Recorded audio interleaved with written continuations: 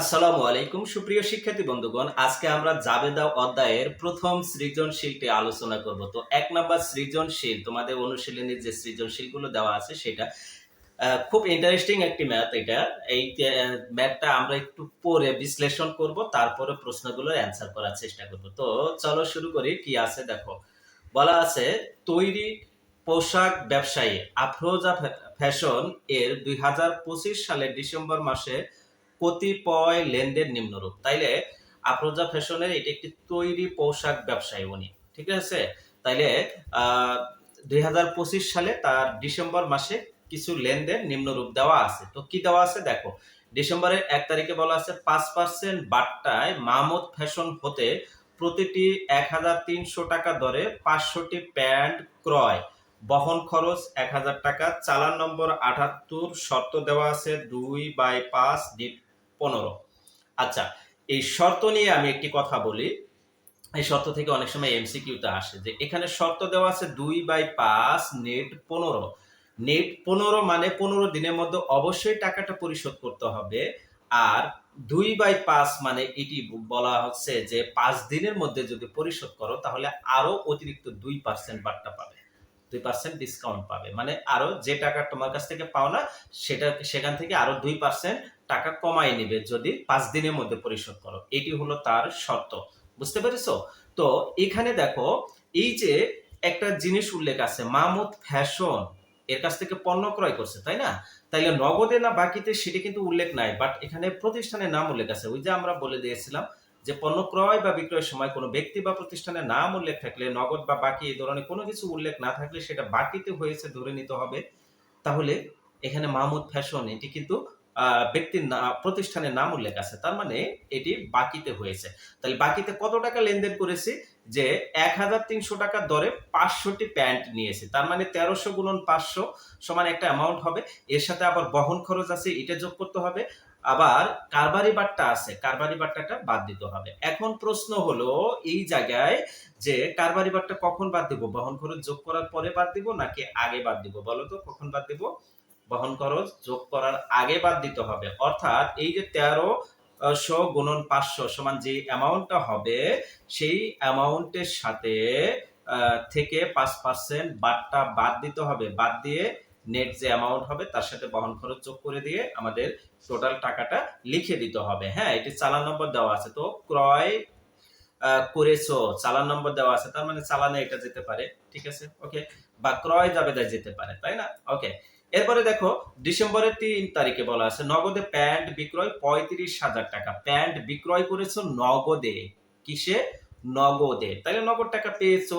আর pant বিক্রয় এটি হলো তার তৈরি পোশাক ব্যবসায়ী, যেহেতু সে, তার মানে কি এই প্যান্টটাই হলো তার পণ্য, পণ্য বিক্রয় করেছে, তার মানে কি বিক্রয় হিসাব হবে। 8 তারিখে বলা আছে মাহমুদ ফ্যাশনকে 100টি শার্ট ত্রুটিযুক্ত ঢাকায় ফেরত দেওয়া হলো। এই যে 1300 টাকা করে যে ক্রয় করেছো, 5% বাট্টাও রয়েছে তার মধ্যে, এইরকম 100টি শার্ট ফেরত দেওয়া হয়েছে। তাহলে ক্রয়কৃত পণ্য ফেরত দেওয়া হয়েছে, তার মানে কি এটা ক্রয় ফেরত। তাহলে ক্রয় ফেরত জাবেদা চাইলেও চাইতে পারে, তাই না? এরপরে দেখো, ডিসেম্বরের 10 তারিখে বলা আছে পুরাতন আসবাবপত্র মেরামত করা হলো 500 টাকা। তাহলে মেরামত একটা ব্যয়, ঠিক আছে। আসবাবপত্র আহ, মেরামত করেছো, ঠিক আছে, ওকে।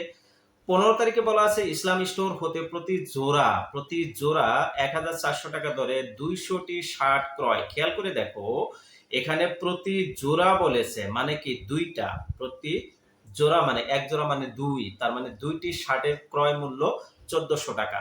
তাহলে 200টি শার্টের ক্রয় মূল্য কত হবে? তাইলে এখানে 1400 গুণন 200 দিলে তুমি কিন্তু একদম ভুল করবা, ঠিক আছে। একবারে কনফিডেন্সের সাথে ভুল করবা, কনফিডেন্সের সাথে এই ভুলটা করা যাবে না, ঠিক আছে।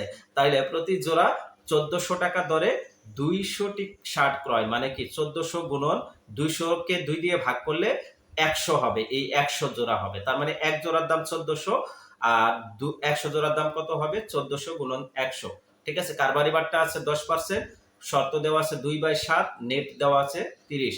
তাইলে এটা কি করছে?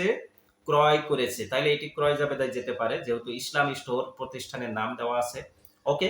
মাহমুদ ফ্যাশনকে পরিশোধ করা হলো 40,000 টাকা। ওই যে মাহমুদ ফ্যাশনের তো টাকা বাকিতে নিয়েছি, ঠিক আছে, এই বাকিতে নেওয়ার কারণে তাকে পরিশোধ করতে হবে, তো সেই পরিশোধ করেছে মাহমুদ ফ্যাশন কাছ থেকে যখন পণ্য ক্রয় করেছি বাকিতে, তখন প্রাপ্য হিসাব তৈরি হয়েছিল, এই প্রাপ্য হিসাব এখন কমে গেছে, নগদ টাকা কমে গেছে। ঠিক আছে, প্রাপ্য হিসাব সরি মাহমুদ ফ্যাশনে কে, হ্যাঁ, তো প্রদেয় হিসাব হয়েছিল, সরি প্রদেয় হিসাব কমে গেছে এবং নগদ টাকাও কমে গেছে। আচ্ছা, এই ছিল আমাদের ব্যাক মানে যে ডেটাগুলো দেওয়া ছিল, ডেটাগুলো পুঙ্খানুপুঙ্খ বিশ্লেষণ। এখন আমাদের সৃজনশীল প্রশ্নে যে 3টি প্রশ্ন থাকে ক, খ, গ, এই 3টি প্রশ্ন কি চাইছে সেটা আমরা দেখব। ক নম্বর প্রশ্ন চেয়েছে উপযুক্ত তথ্য হতে ফেরত পণ্যের মূল্য নির্ণয় করো। তাহলে ফেরত দিয়েছি কোনটা, এই যে ডিসেম্বরের 8 তারিখে এটা ফেরত দেওয়া হয়েছে, তাই না? এই ডিসেম্বরের 8 তারিখে এটি ফেরত দেওয়া হয়েছে। তাহলে ফেরত পণ্যের মূল্য নির্ধারণ করো, এইটা ডেবিট নোটের মাধ্যমেও করতে পারি, আমরা সরাসরি ক্যালকুলেশন করেও করতে পারি। তো আমরা কিভাবে করব দেখো, এখানে যে ফেরত পণ্যের মূল্য নির্ণয়, এটা এইভাবে বিবরণ টাকা টাকা দিয়ে প্রতিটি 1300 টাকা করে, কারণ এই যে মাহমুদ ফ্যাশনের কাছ থেকে কিনছিলাম কত, প্রতিটি 1300 টাকা করে 500টি প্যান্ট, তার মধ্যে 100টি ফেরত দিয়েছি, এটা কিন্তু 5% বাড়টা ছিল, তাই না? তাইলে এখানে দেখো প্রতিটি 1300 টাকার দরে 100টি শার্ট ফেরত, তাইলে 1300 গুণন 100 সমান কত হবে, 1,30,000। এখান থেকে কারবারি বাট্টা 5% বাদ দিয়ে দিতে হবে, কারণ আমি তো ক্রয় করার সময় বাট্টা পেয়েছিলাম, তাহলে ফেরত দেওয়ার সময় ওই বাট্টাটা বাদ দিয়ে দিতে হবে, কারণ ওই টাকাটা আমার কাছ থেকে নিবে না, বাট্টার টাকা তো আমার কাছ থেকে নিবে না। তাইলে আমি যখন ফেরত দিব সেই টাকাটাও আমাকে দিবে না, তার মানে কি ওটা আমাকে ওটা বাদ দিয়েই লিখতে হবে। তাইলে 1,30,000 এর 5% কারবারি বাট্টা হবে 6,500, বাদ দিলে কত হবে, 1,23,500 টাকা। 1,23,500 টাকা, এটি হলো ফেরত পণ্যের মূল্য নির্ণয়। এখন চাইলে তুমি ডেবিট নোট দিয়েও তৈরি করতে পারো, ডেবিট নোট নাম্বার দিবা এখানে, যদিও ডেবিট নোট নাম্বার নাই এখানে প্রশ্নে, ঠিক আছে? মাহমুদ ফ্যাশনকে দিয়েছো চালান নাম্বার, এগুলো সূত্রমন্ত্র দিয়ে এইভাবে করতে পারো, তুমি ডেবিট নোট দিয়েও করতে পারো।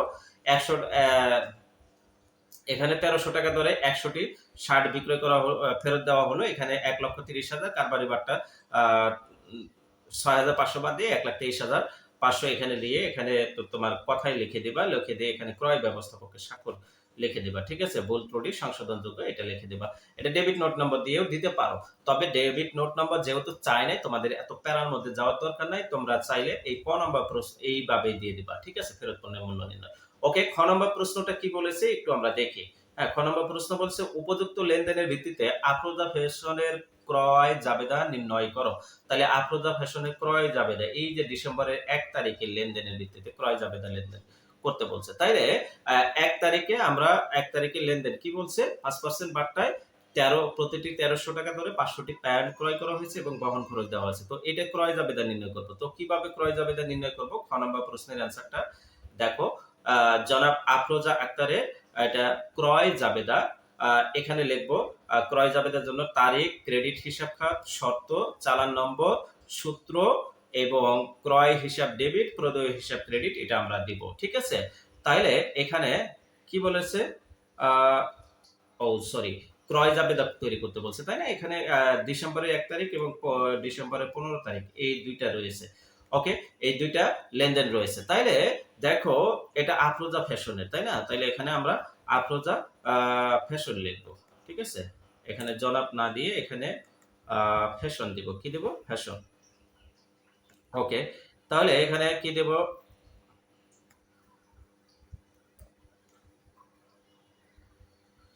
এটা আমরা একটু কারেকশন করে লিখি, দাঁড়াও, এখানে স্লো হয়ে যাচ্ছে, এটা আমরা ফ্যাশন দিয়ে দিই। হ্যাঁ, আফরোজা ফ্যাশন এর ক্রয় জাবেদা, তাহলে তারিখ 2025 ডিসেম্বরের 1, মাহমুদ ফ্যাশনের কাছ থেকে ক্রয় করেছি কত, 1300 টাকা দরে, দেখো এই যে 1300 টাকা দরে 500টি প্যান্ট, তাহলে এটার বাট্টা আছে, গণনাটা আমরা এখানে করে ফেলি। মাহমুদ ফ্যাশন শার্ট ক্রয় 1300 টাকা দরে 6,500 টাকা হবে, কারবারি বাট্টা 6,500, 5% বাদ দিলে 32,500 হবে।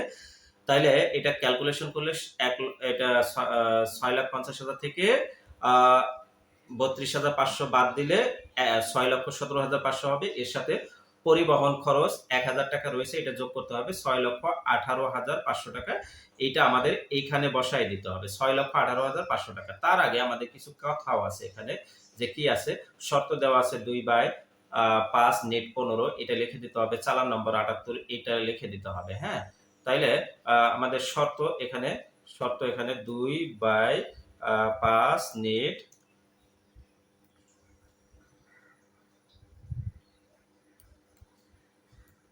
নেট কত, নেট 15 এটা দেওয়া আছে। ওকে, এটা আমরা লিখে দিব। তাইলে এটা দিয়ে এটা চালান নম্বর লিখে দেব, সূত্র ঘরে টিক দিয়ে দেব, আর এখানে ক্যালকুলেশন করে আমার যে অ্যামাউন্টটা আসলো সেটা লিখে দেব। ওকে, এরপরে 15 তারিখে আরেকটি লেনদেন ছিল ইসলামী স্টোরসের কাছ থেকে প্রতি জোড়া 1400 টাকা করে 200টি শার্ট ক্রয় করেছো। তাইলে এটা দেখো কি হবে, প্রতি জোড়া ক্রয় করেছো, তাইলে শার্ট ক্রয় করেছো 1400 টাকা, প্রতি জোড়ায় 200 টাকা করে, 200টি, তার মানে কি 200 কে জোড়ায় তৈরি করতে হবে, 200 কে 2 দিয়ে ভাগ করলে 100 জোড়া হবে, তার মানে 1400 গুণন 100 জোড়া, এটা কত হবে, এটা হবে 1,40,000। এখানে আমিও ভুল করে ফেলছিলাম তোমাদের সাথে মতো কনফিডেন্সের সাথে, আমি অতটা পড়ি নাই, জাস্ট ক্যালকুলেশন করে ফেলছিলাম।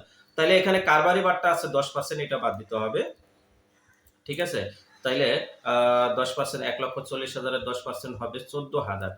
তাইলে আমাদের এখানে রেজাল্ট দাঁড়াবে 1,26,000। ওকে, তাহলে 1,26,000 টাকা, এখানে কিন্তু বহন খরচ কিছু নাই। ঠিক আছে, তাহলে এখানে দেখো প্রতি জোড়া 1400 টাকা করে 200টি শার্ট ক্রয়, তাহলে 200টি, এইটিকে আমাদের কি করতে হবে, আগে জোড়ায় কনভার্ট করতে হবে। তাহলে এক জোড়া সমান কত, 2, তার মানে কি 200 কে 2 দিয়ে ভাগ করলে আমার কত বের হবে, 100 জোড়া বের হবে। তাহলে এক জোড়ার দাম 1400, 100 জোড়ার দাম কত, 1,40,000। এখানে কারবারি বারটা রয়েছে, শর্ত দেওয়া আছে 2/7 নেট 30, তাহলে এটা লিখে দেব। এবং কি এখানে আমাদের কি দেওয়া নাই, আমাদের কি